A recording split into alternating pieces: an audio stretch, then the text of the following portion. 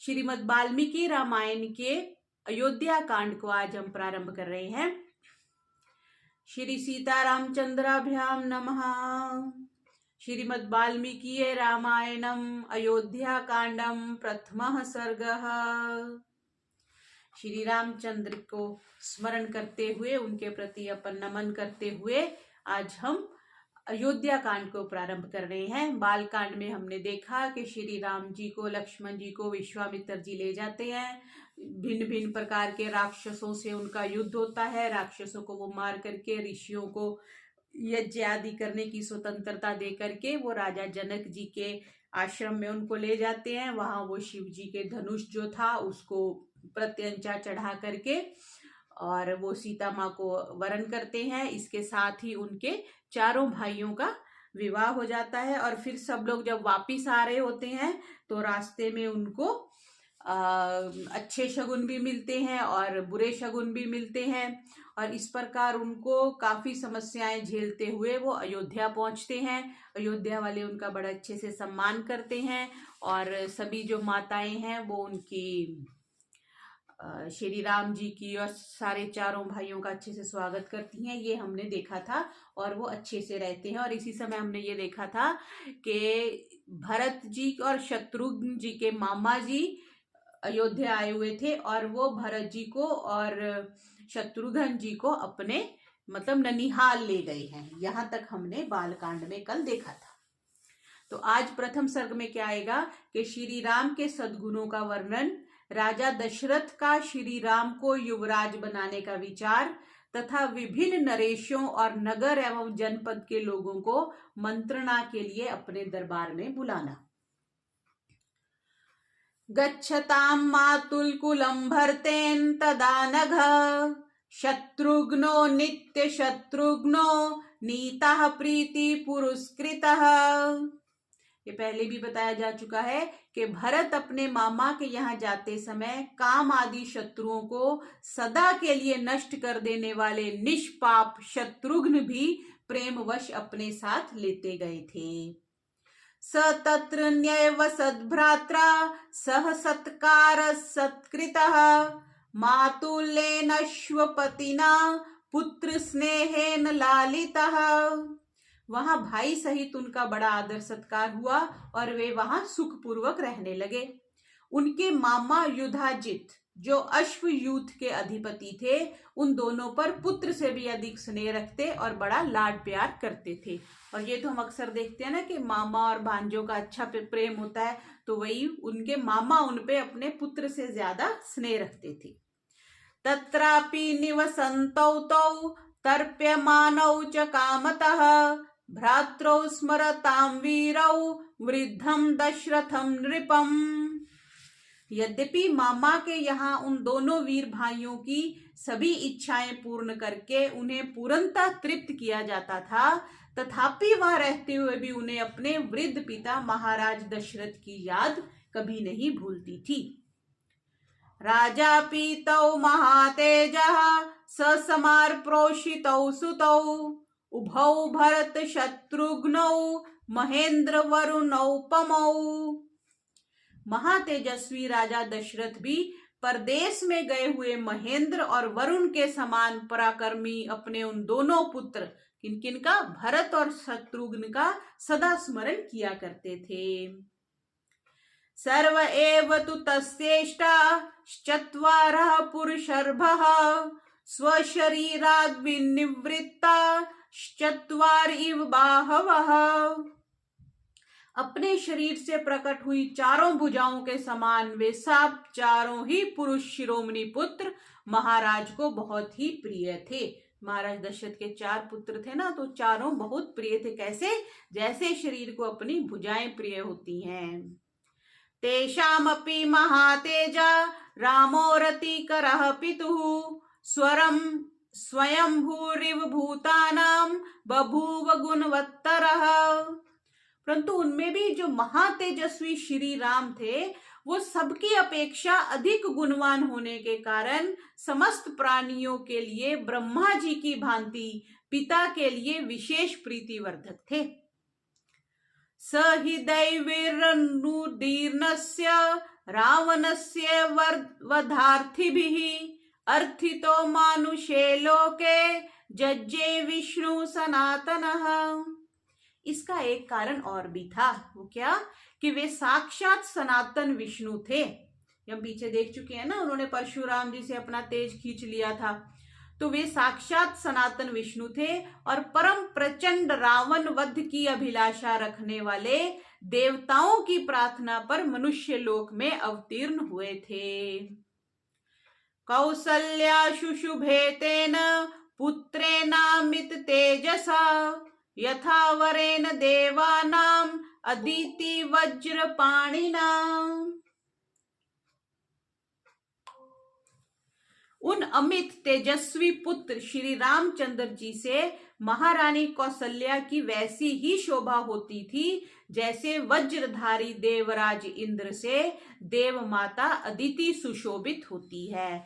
देवराज इंद्र जी की माता का नाम अदिति है। जैसे पुत्र अच्छा होता है तो माता की कीर्ति होती है ना, कि माता ने उसको बनाया है। अभी हम कहीं गए थे तो पुत्र अगर अच्छा नहीं है ना तो सीधा प्रश्न जाता है। हमारे नानी जी भी अक्सर बोलती थी कि माँ ने इसको कुछ अकल नहीं दी, है ना। कोई नहीं कहता कि पिता ने इसको अकल नहीं दी। बेटा है बेटी है तो माता ही प्रथम गुरु है।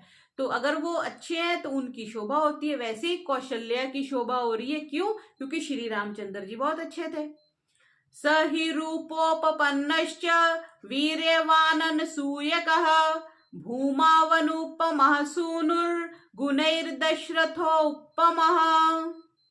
श्री राम बड़े ही रूपवान और पराक्रमी थे। पराक्रम तो कल हम उनका देख ही चुके हैं। वे किसी के दोष नहीं देखते थे और भूमंडल में उनकी समता करने वाला कोई नहीं था। मतलब वो अतुल्य थे, उनके समान कोई नहीं था। आज तक ही नहीं हुआ कोई उनके समान। वे अपने गुणों से पिता दशरथ के समान एवं योग्य पुत्र थे। स च नित्यं प्रशांतात्मा मृदु पूर्वं च भाषते उच्यमानोऽपि परुषं नोत्तरं प्रतिपद्यते। वे कैसे थे? सदा शांत चित्त रहते थे और सांत्वना पूर्वक मीठे वचन बोलते थे। हम तो कितने कटु वचन बोलते हैं, उनकी प्रशंसा कैसे करें कि शांत चित्त भी रहते थे और मीठे वचन बोलते थे। यदि उनसे कोई कठोर बात भी कह देता तो वे उसका उत्तर नहीं देते थे। ना उत्तरम प्रतिपद्यते, कुछ कठोर कोई बोल भी देता था तो वो उसका उत्तर नहीं देते थे। कदाचित उपकारेण कृतेनेकेन तुष्यति न स्मरत्यपकाराणां शतम् आप्यत आत्मवत्तया। कभी कोई एक बार भी उपकार कर देता तो वे उसके उस एक ही उपकार से सदा संतुष्ट रहते थे और मन को वश में रखने के कारण किसी के सैकड़ों अपराध करने पर भी उसके अपराधों को याद नहीं करते थे। कितनी अच्छी बात करी कि अगर किसी ने एक बार भी कोई उपकार कर दिया, कुछ अच्छा कर दिया, तो वो उसको सदा स्मरण रखते थे। और किसी ने अगर कुछ अपराध कर भी दिया तो क्या एक अपराध नहीं, सैकड़ों अपराध भी अगर किसी ने कर दिए तो वो उनको याद नहीं रखते थे। शील वृद्धिर ज्ञान वृद्धिर वयो वृद्धिश्च सज्जनैः कथ्यन्नास्त वै नित्यं स्त्रियोग्यान्तरेष्वपि। अस्त्र और शास्त्रों के अभ्यास के लिए उपयुक्त समय में वे बीच बीच में अवसर निकालकर उत्तम चरित्र में, ज्ञान में और अवस्था में बड़े चढ़े सत्पुरुषों के साथ सदा ही बातचीत करते थे। कितनी सुंदर बात महर्षि वाल्मीकि लिख रहे हैं और ये प्रामाणिक बात है कि वो शस्त्र का और अस्त्र शस्त्र का तो अभ्यास करते ही थे, बीच बीच में से समय निकालकर जिनका चरित्र उत्तम था, जो ज्ञान में बड़े थे और जो अवस्था में, उम्र में बड़े थे, उनके पास भी जाकर बातचीत करते थे। क्योंकि जो बुजुर्ग होते हैं वो तो जीवित पुस्तक बोलते हैं ना उनको। बुद्धिमान मधुराभाषी पूर्वभाषी प्रियं वदः वीर्यवान च वीर्येण महता स्वेन विस्मितः। कैसे थे वे बड़े बुद्धिमान थे और सदा मीठे वचन बोलते थे। अपने पास आए हुए मनुष्यों से पहले स्वयं ही बात करते, ऐसी बातें मुंह से निकालते जो उन्हें प्रिय लगे। बल और पराक्रम से संपन्न होने पर भी अपने महान पराक्रम के कारण उन्हें कभी गर्व नहीं होता था, घमंड नहीं होता था कभी। न च अनृत कथो विद्वान वृद्धानां प्रतिपूजकः अनुरक्तः प्रजाभिश्च प्रजाश्च अप्यनुरज्यते। झूठी बात तो उनके मुख से कभी निकलती नहीं थी, सदा सत्य बोलते थे, विद्वान थे और सदा वृद्ध पुरुषों का सम्मान किया करते थे। वृद्धा नाम प्रतिपूजिका कह दिया ना। अनुरक्ता प्रजाभिश्च, और प्रजा का भी श्री राम के प्रति बहुत प्रेम था और श्री राम का प्रजा के प्रति बड़ा अनुराग था। सानुक्रोशो जित क्रोधो ब्राह्मण प्रतिपूजकः दीनानुकंपी धर्मज्ञो नित्यं प्रग्रहवान शुचिः। वे कैसे थे? परम दयालु, क्रोध को जीतने वाले और ब्राह्मणों के पुजारी थे। परम दयालु एक चीज कही, सानुक्रोशो जित क्रोध हो, और क्रोध को जीतने वाले थे, अपने क्रोध को जीत लिया था, और ब्राह्मणों के पुजारी थे। उनके मन में दीन दुखियों के प्रति बड़ी दया थी। वे धर्म के रहस्य को जानने वाले, इंद्रियों को सदा वश में रखने वाले और बाहर और भीतर से परम पवित्र थे। कुलोचित मति क्षात्रम स्वधर्मम बहुमन्यते मन्यते परया प्रीत्या महत स्वर्ग फलम ततः। अपने कुलोचित आचार, दया, उदारता और शरणागत रक्षा आदि में ही उनका मन लगता था। वे अपने क्षत्रिय धर्म को अधिक महत्व देते और मानते थे। वे उस क्षत्रिय धर्म के पालन से महान स्वर्ग की प्राप्ति मानते थे। अपने कर्तव्य पालन से मतलब परम धाम की प्राप्ति मानते थे, अतः बड़ी प्रसन्नता के साथ उसमें संलग्न रहते थे।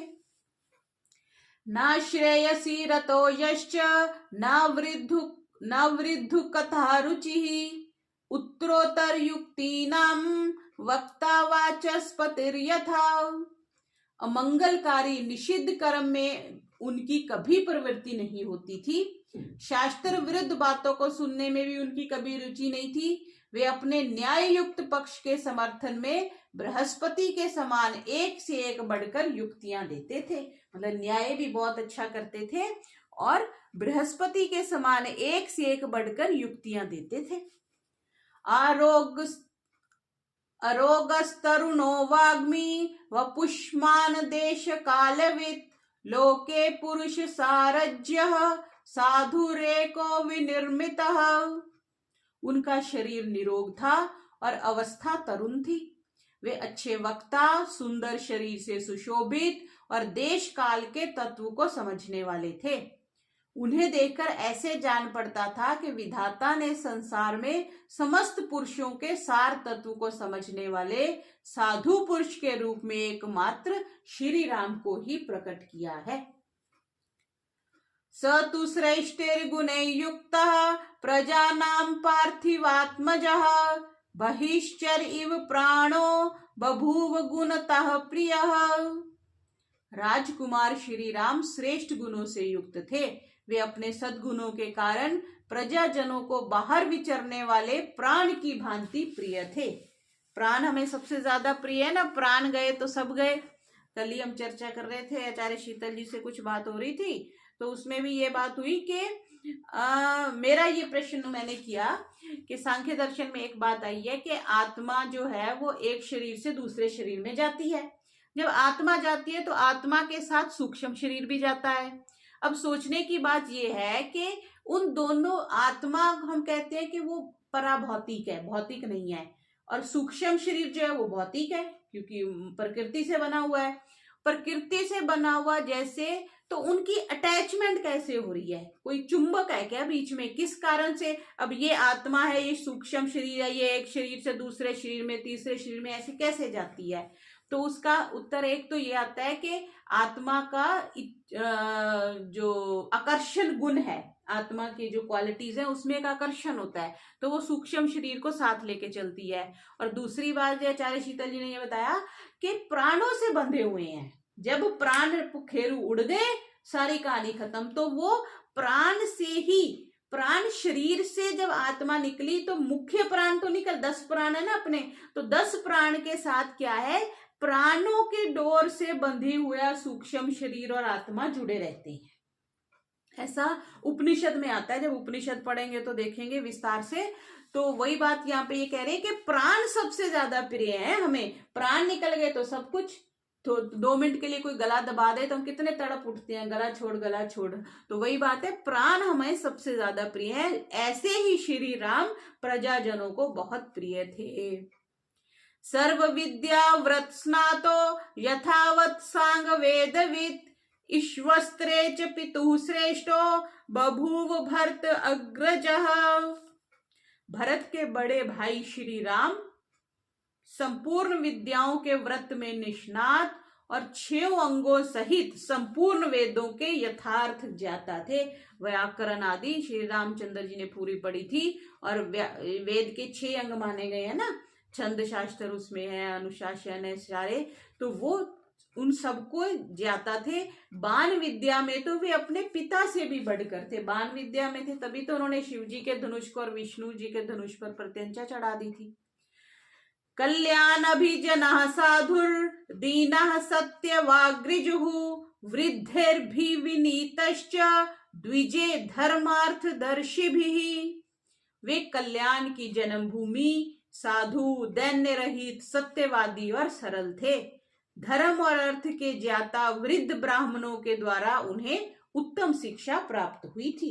ब्राह्मण हमेशा वृद्ध, ऐसे ही डॉक्टर हमेशा वृद्ध होना चाहिए, यंग नहीं। आजकल हम जाते तो हैं कि यंगस्टर्स आगे बड़े बड़े, लेकिन ये मेरा भी अनुभव रहा है कि जितनी भी जो न्यू जनरेशन आ रही है उनके पास भले ही हमें लगता है कि टेक्नोलॉजी है, बड़ी बुद्धि है, पर दक्षता जो होती है, जो योग्यता होती है, वो न्यू जनरेशन में नहीं है जितनी पुरानी जनरेशन में थी। और वैद्य और जो ब्राह्मण है वो तो वृद्धि हमेशा सम्मान के योग्य होता है। तो यहाँ पे स्पेशली क्या कहा, वृद्धिरभि विनीतश्च, धर्म और अर्थ के ज्ञाता वृद्ध ब्राह्मणों के द्वारा उन्हें उत्तम शिक्षा की प्राप्ति हुई थी।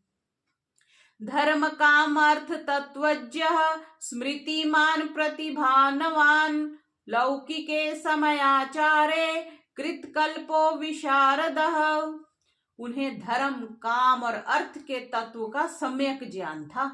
धर्म, अर्थ और काम, 4 कहते हैं ना, 4 स्तंभ है ना हमारे, धर्म, अर्थ, काम और मोक्ष। हम धर्म करते हैं, अर्थ कमाते हैं, कामनाओं की पूर्ति करते हैं, और ये सब किस लिए करते हैं कि मोक्ष की प्राप्ति हो जाए। अब मोक्ष को तो हम भूल गए, धर्म को हम भूल गए, हमें कामनाएं याद है, हमें अर्थ याद है, पैसा कमाना याद है, और कामनाओं की पूर्ति याद है। पैसा कमाएंगे, गाड़ी लेंगे, पैसा कमाएंगे, घर लेंगे, पैसा कमाएंगे, कपड़े लेंगे, बस इन दोनों के इर्द गिर्द हमारी चक्की चल रही है। पर श्री राम जी कैसे थे, उन्हें धर्म, काम और अर्थ के तत्व का सम्यक ज्ञान था। वे स्मरण शक्ति से संपन्न और प्रतिभाशाली थे। वे लोक व्यवहार के संपादन में समर्थ और समय उचित धर्म आचरण में कुशल थे। निभृतः संवृताकारो गुप्त मंत्रः सहायवान, अमोघ क्रोध हर्षश्च त्याग संयम कालवित। वे विनयशील, अपने आकार को छिपाने वाले, मतलब अभिप्राय को छिपाने वाले, मंत्र को गुप्त रखने वाले, उत्तम सहायकों से संपन्न थे। सहायक अच्छे होने चाहिए, अगर सहायक अच्छे नहीं तो गड़बड़ हो जाएगी ना। उनका क्रोध तथा हर्ष निष्फल नहीं होता था। वे वस्तुओं के त्याग और संग्रह के अवसर को भली भांति जानते थे। कौन सी वस्तु को रखना है, त्याग करना, और संयम के को अच्छे प्रकार जानते थे। दृढ़ भक्ति स्थिर प्रज्ञो नासद्ग्राही न दुर्वचः, निस्तंद्रीर प्रमत्तश्च स्वदोष पर दोषवित। गुरुजनों के प्रति उनकी दृढ़ भक्ति थी। वे स्थित प्रज्ञ कौन होते हैं, जो समान रहते हैं, ये नहीं कभी बहुत खुश हो गए, कभी बहुत उदास हो गए, ऐसे नहीं। स्थित प्रज्ञ, समान स्थिति में रहने वाले, और असद वस्तुओं को कभी ग्रहण नहीं करते थे। असद वस्तु मीन्स जो अच्छी नहीं है, जो सत और असत 2 प्रकार की वस्तुएं होती ना। सत मीन्स जो जिनकी सत्ता है और जो सही है, असत जो ग्राहनीय नहीं है, ग्राह्य नहीं है। उनके मुख से कभी दुर्वचन नहीं निकलता था। वे आलस्य रहित, प्रमाद शून्य, अपने और पराये मनुष्य के दोषों को अच्छी प्रकार जानने वाले थे। शास्त्रज्ञश्च कृत्यज्ञश्च पुरुषांतर कोविदः यह प्रग्रा अनुग्राह्योर यथा न्यायम विचक्षणः। वे कैसे थे? शास्त्रों के ज्ञाता थे। कितने शास्त्र हैं? 6 तो मुख्य आर्ष शास्त्र है, अदरवाइज अपने बहुत से शास्त्र हैं। ब्राह्मण ग्रंथ आदि हैं, उनको ले लो, वेद के सारे अंग जो ले ले, तो सारे शास्त्रों के ज्ञाता, उपकारियों के प्रति कृतज्ञ रहने वाले, पुरुषों के तारतम्यों को अथवा दूसरे पुरुषों के मनोभावों को जानने में कुशल थे। बहुत से लोग होते हैं ना कि दूसरे के भाव को पढ़ लेते हैं, भाव को जान लेते हैं, वो बात कह रहे हैं। यथा योग्य निग्रह और अनुग्रह करने में वह पूर्ण चतुर थे। सत्संग्रह अनुग्रहणे स्थान विनिग्रहस्य च आर्य कर्मण्य उपायज्य संदृष्ट व्यय कर्मवित्। उन्हें सत्पुरुषों के संग्रह, पालन और दुष्ट पुरुषों के निग्रह के अवसरों का ठीक ठीक ज्ञान था। किसका संग्रह करते थे? सत्पुरुषों का। अच्छे पुरुषों का तो अपने पास संग्रह करते थे, और जो बुरे पुरुष थे उनको छोड़ देते थे, उनका निग्रह कर देते थे। धन के आय के उपायों को वे अच्छी प्रकार जानते थे, अर्थात फूलों को नष्ट ना करके उनसे रस लेने वाले भ्रमरों की भांति वे प्रजाओं को कष्ट दिए बिना ही उनसे न्याय उचित धन का उपार्जन करने में कुशल थे। क्या उपमा दी? जैसे मधुमक्खी होती है ना, फूलों सा रस चूस लेती है, फिर भी फूल तो वैसा ही रहता है, और हम फूलों का रस निकाल ले, गुलाब लेके आते हैं उसका जल बनाने के लिए, हम तो पूरा उसका चूस लेते हैं तो वो बेरंग से हो जाते हैं गुलाब। तो क्या फूलों को नष्ट ना करके उनसे रस लेने वाले भ्रमरे के समान श्री रामचंद्र प्रजाजनों को कष्ट ना देते हुए उनसे धन उपार्जन करने में कुशल थे, तथा शास्त्र वर्णित व्यय कर्म का भी उन्हें ठीक ठीक ज्ञान था। इसमें कुछ नीचे टिप्पणी दे रहे हैं कि शास्त्र में व्यय का विधान क्या होता है, कि नारद जी ने कोई बात कही है महाभारत में, हम रामायण के बाद महाभारत पढ़ेंगे, उसमें भी बहुत सी नीतियां आगे आती हैं। नारद जी क्या कहते हैं कि युधिष्ठिर, क्या तुम्हारी आय के 1/4 या आधे या 3/4 भाग से तुम्हारा सारा खर्चा चल जाता है? तो क्योंकि कुछ वो सेविंग भी तो रखनी होती है आपातकाल के लिए, सेना के लिए। तो पूछ रहे हैं, नारद जी पूछते हैं युधिष्ठिर को कि आय के 1/4, मतलब आप 4000 रुपया कमाते हो, तो क्या 1000 से आपका गुजारा हो जाता है, या आधे से 2000 से हो जाता है, या 3/4 या 3000 से आपका गुजारा होता है? ऐसा पूछते थे। तो ये बात के व्यय का भी उनको अच्छे से ज्ञान था। श्रेष्ठयं च अस्त्र समूहेषु प्राप्तो व्यामिश्रकेषु च अर्थ धर्मो च संगृह्य सुख तंत्रो न चालसः। उन्होंने सब प्रकार के अस्त्र समूहों तथा संस्कृत, प्राकृत आदि भाषाओं से मिश्रित नाटक आदि के ज्ञान में निपुणता प्राप्त की थी। वे अर्थ और धर्म का संग्रह करते हुए तदनुकूल काम का सेवन करते थे, और कभी आलस्य को पास नहीं फटकने देते थे। व्यवहारिकाणाम शिल्पाणाम विज्ञाता अर्थ विभागवित् आरोहे विनये चैव युक्तो वारणवाजिनाम। विहार, क्रीड़ा करना, मनोरंजन करना के उपयोग में आने वाले संगीत, वाद्य, चित्रकारी आदि के शिल्पों के भी वे विशेषज्ञ थे। इसको, संगीत को, वाद्य हम जो बजाते हैं, इंस्ट्रूमेंट बजाते हैं, उनको चित्रकारी करना, पेंटिंग करना, उसके भी विशेषज्ञ थे। अर्थों के विभाजन का भी उन्हें सम्यक ज्ञान था। अर्थों का भी आज नीचे लिख रहे हैं कि 5 वस्तुओं के लिए अर्थ का विभाजन करने वाला मनुष्य जो है, इहलोक और परलोक में भी सुखी होता है। कि इसमें धर्म, यश, अर्थ, आत्मा और स्वजन। श्रीमद् भगवद गीता का इन्होंने श्लोक दिया है 8वें अध्याय का, कि धर्म के लिए हमें अपने अर्थ का विभाजन करना चाहिए, यश के लिए कुछ तो धर्म भी करना चाहिए, यश भी होना चाहिए हमारा, अर्थ के लिए हो गया, आत्मा के लिए, अपनी आत्मा के लिए भी कुछ खर्चा करना चाहिए। आत्मा के लिए हम क्या खर्चा कर रहे हैं? अभी हम बैठ के पढ़ रहे हैं तो हम ये आत्मा के लिए खर्चा कर रहे हैं। अदरवाइज सारे समय का खर्चा हम किसके लिए कर रहे हैं? शरीर के लिए कर रहे हैं। अर्थ के लिए कर रहे हैं, पैसे के लिए कर रहे हैं, लेकिन आत्मा के लिए तो नहीं कर रहे। आत्मा के लिए तो वही है जो हम दान पुण्य करते हैं, जो हम साधना करते हैं, जो हम स्वाध्याय करते हैं, जो हम शास्त्र पढ़ते हैं, वो आत्मा का भोजन है। और स्वजन अपने जनों के लिए। तो कह रहे हैं कि अर्थों के विभाजन का उन्हें सम्यक ज्ञान था। वे हाथियों और घोड़ों पर चढ़ने और उन्हें भांति भांति की चालों की शिक्षा देने में भी निपुण थे। धनुर्वेद विदाम श्रेष्ठो लोके तीर्थ सम्मतः अभियाता प्रहर्ता च सेनान्य विशारदः। श्री रामचंद्र जी इस लोक में धनुर्वेद के सभी विद्वानों में श्रेष्ठ थे। धनुर्वेद शस्त्र की विद्या का जो ग्रंथ है, अतिरथी वीर भी उनका विशेष सम्मान करते थे। शत्रु सेना पर आक्रमण और प्रहार करने में विशेष कुशल थे। सेना संचालन की नीति में उन्होंने अधिक निपुणता प्राप्त की थी।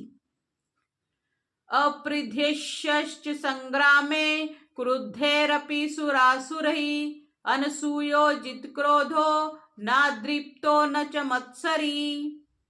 संग्राम में कुपित होकर आए हुए समस्त देवता और असुर भी उनको परास्त नहीं कर सकते थे। उनमें दोष दृष्टि का सर्वथा अभाव था। दोष दृष्टि, किसी का दोष देखना, वो नहीं था उनमें। वे क्रोध को जीत चुके थे। दर्प और ईश्वर का ईर्ष्या का उनमें अत्यंत अभाव था। किसी से कोई जेलसी नहीं थी उनको।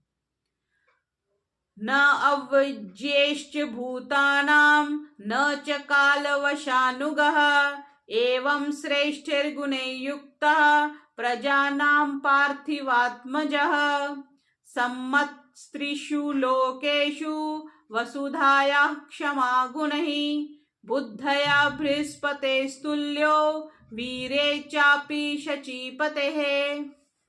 किसी भी प्राणी के मन में उनके प्रति अवहेलना का भाव नहीं था। वे काल के वश में होकर उसके पीछे पीछे चलने वाले नहीं थे, यानी काल ही उनके पीछे चलता था। हम तो काल के पीछे चलते ना, हम कहते हैं समय की ऐसी व्यवस्था है, टाइम है, ऐसा हम बोलते हैं ना। तो कह रहे काल उनके पीछे पीछे चलता था, वे काल के पीछे नहीं चलते थे। इस प्रकार उत्तम गुणों से युक्त होने के कारण राजकुमार श्री राम समस्त प्रजाओं तथा तीनों लोकों के प्राणियों के लिए आदरणीय थे। वे अपने क्षमा संबंधी गुणों के द्वारा पृथ्वी की समानता करते थे। बुद्धि में बृहस्पति और बल पराक्रम में शचीपति इंद्र के तुल्य थे। तथा सर्व प्रजा कांते ही प्रीति संजननै पितुः गुणैर्विरुचे रामो दीप्ता सूर्य इवांशुभिः।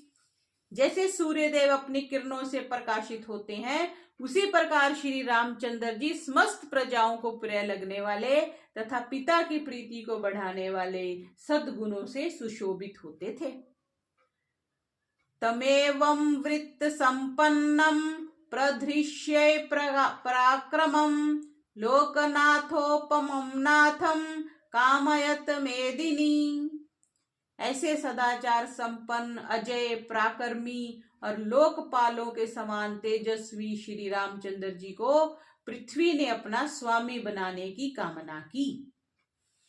पृथ्वी ने उनको अपना स्वामी बनाने की इच्छा की, ऐसा देखो लिख रहे हैं। नाथम कामयत मेदिनी। एतस्तु बहुभिर्युक्तं गुणैरनुपमहि सुतं दृष्ट्वा दशरथो राजा चक्रे चिंतां परम तपः। अपने पुत्र श्री राम को अनेक अनुपम गुणों से युक्त देखकर शत्रुओं को संताप देने वाले राजा दशरथ ने मन ही मन कुछ विचार करना प्रारंभ किया। अथ राज्यो बभूवैव वृद्धस्य चिरजीविनः प्रीतिरेषा कथम रामो राजा स्यान् मयि जीवति। उन चिरंजीवी बूढ़े महाराज दशरथ के हृदय में यह चिंता हुई कि किस प्रकार मेरे जीते जी श्री रामचंद्र जी राजा हो जाएं और उनके राज्याभिषेक से प्राप्त होने वाली यह प्रसन्नता मुझे कैसे सुलभ हो।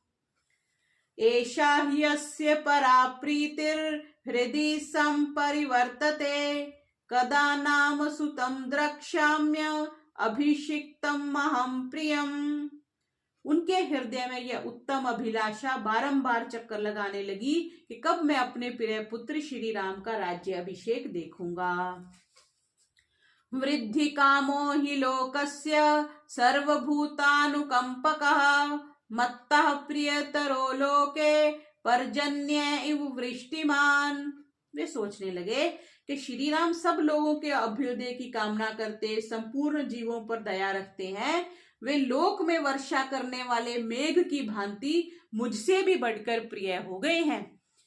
कौन बताते हैं कि दशरथ जी को क्या कह रहे हैं कि मुझसे भी ज्यादा प्रिय हो गया है। वृद्धि कामो ही लोकस्य सर्वभूतानुकंपका मत्ता प्रियतरो, प्रियतर इज सेकंड डिग्री, जहां पे हम कंपैरिजन करते हैं ना कंपैरेटिव डिग्री में, तो मेरे से ज्यादा वो प्रिय हो गए हैं। एक बाप के लिए हर एक व्यक्ति को दूसरे व्यक्ति से तो जेलसी हो जाती है, कोई उससे बढ़ जाए, लेकिन बाप से बेटा बढ़ जाए तो बाप को खुशी होती है कि मेरा बेटा मेरे से बढ़कर। बेटा मीन्स संतान।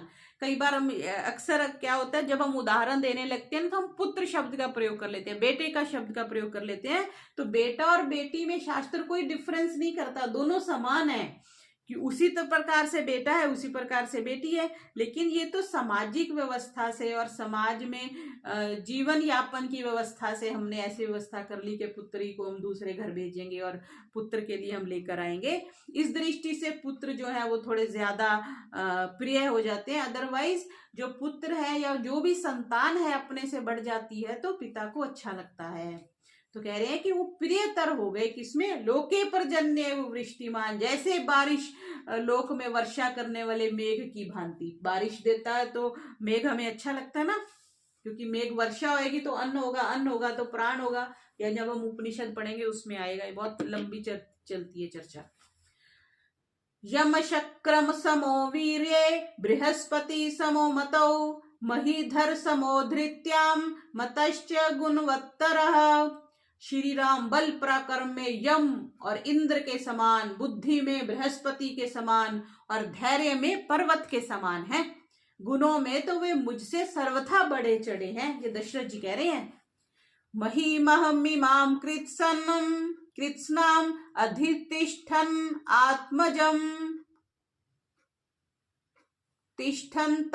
आत्मजम् अनेन वयसा दृष्ट्वा यथा स्वर्गम वाप्नुयाम।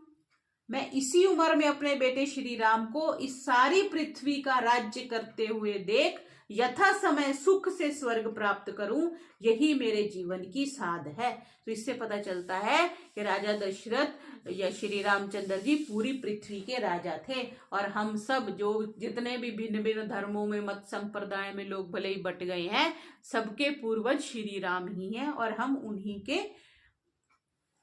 की परंपरा से हैं।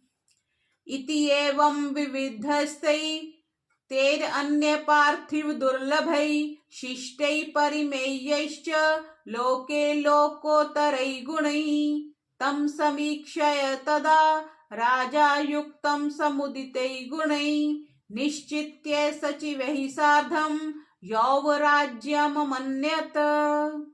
इस प्रकार विचार तथा अपने पुत्र श्री राम को उन नाना प्रकार के विलक्षण सज्जनोचित असंख्य तथा लोकोत्तर गुणों से जो अन्य राजाओं में दुर्लभ हैं विभूषित देख राजा दशरथ ने मंत्रियों के साथ सलाह करके उन्हें युवराज बनाने का निश्चय किया।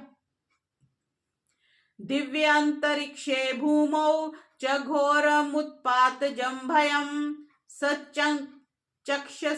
चक्षेथ मेधावी शरीरे च आत्मनो जराम। बुद्धिमान महाराज दशरथ ने मंत्री को स्वर्ग, अंतरिक्ष तथा भूतल में दृष्टि गोचर होने वाले उत्पातों का घोर भय सूचित किया और अपने शरीर में वृद्धावस्था के आगमन की भी बात बताई। वृद्धावस्था किसको पता चलती है जी?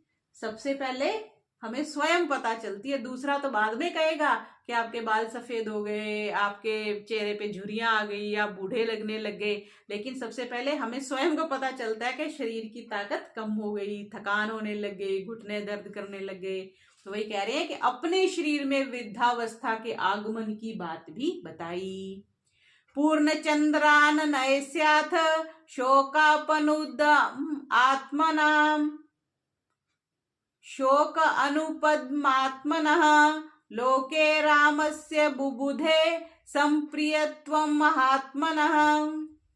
पूर्ण चंद्रमा के समान मनोहर मुख वाले महात्मा श्री राम समस्त प्रजा के प्रिय थे। कैसे उपमा दी? पूर्ण चंद्रमा के समान, पूर्णिमा के चंद्रमा के समान। लोक में उनका सर्वप्रिय होना राजा के अपने आंतरिक शोक को दूर करने वाला था। इस बात को राजा ने अच्छी तरह से समझा। आत्मनश्च प्रजानां च श्रेयसे च प्रियेन च प्राप्ते काले स धर्मात्मा भक्त्या त्वरितवान् नृपः। तदंतर उपयुक्त समय आने पर धर्मात्मा राजा दशरथ ने अपने और प्रजा के कल्याण के लिए मंत्रियों को श्री राम के राज्य अभिषेक के लिए शीघ्र तैयारी करने की आज्ञा दी। इस उतावली में उनके हृदय का प्रेम और प्रजा का अनुराग भी कारण था। नाना नगर वास्तुव्यान पृथ्जनापदनापयी समानिनाय मेदिन्याम प्रधानान पृथ्वीपति। उन भूपाल ने भिन्न भिन्न नगरों में निवास करने वाले प्रधान पुरुषों तथा अन्य जनपदों के सामंत राजाओं को भी मंत्रियों द्वारा अयोध्या में बुला लिया। प्रधान पुरुष कैसे? जिसको आजकल हम सरपंच कह देते हैं। तो जो भी अपने अपने ग्राम के नगर के मुख्य थे उनको अयोध्या में राजा जी ने बुला लिया। तान वेश मनानान भरनैर्यथार्हं प्रतिपूजितान ददर्शलंकृतो राजा प्रजापतिरिव प्रजा। उन सबको ठहरने के लिए घर देकर नाना प्रकार के आभूषणों द्वारा उनका यथा योग्य सत्कार किया।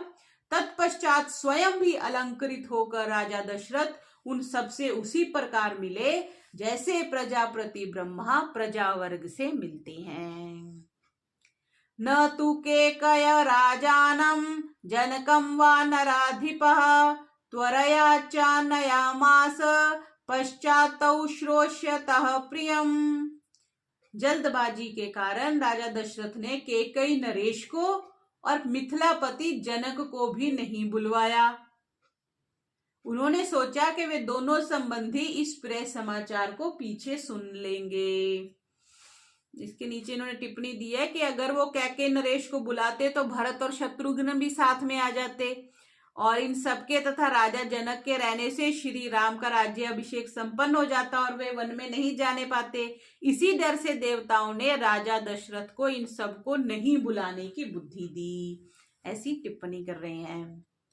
अथोपविष्टे नृपतौ तस्मिन् परपुरार्दने ततः परविविशुशेषा राजानो लोक सम्मतः। तदंतर शत्रु नगर को पीड़ित करने वाली राजा दशरथ,